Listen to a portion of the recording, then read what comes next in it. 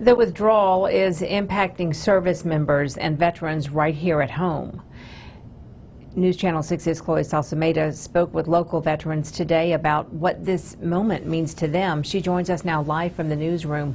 And Chloe, it has been an emotional few weeks for these veterans. Yeah, frustration and anger are just some of the emotions veterans told me they felt since learning that the U.S. was leaving Afghanistan. But they say they did their jobs when they were abroad, and they're confident their service saved lives. I was in Afghanistan in 2001. Soon after, even the towers were still burning when I was there. Truck Carlson was one of the first service members to be deployed to Afghanistan in 2001. He didn't expect the war would go on for 20 years. We knew then that it was going to be a tough road. He says seeing the last troops leave Afghanistan this week was emotional.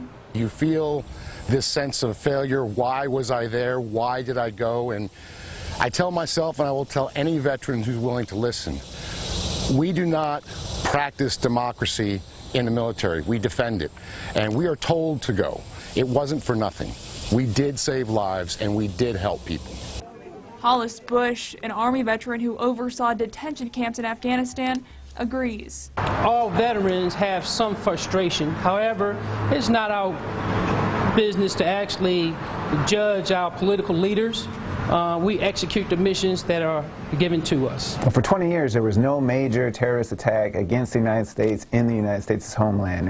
If the United States did not go to Afghanistan in 2001, there certainly would have been more attacks carried out against the United States.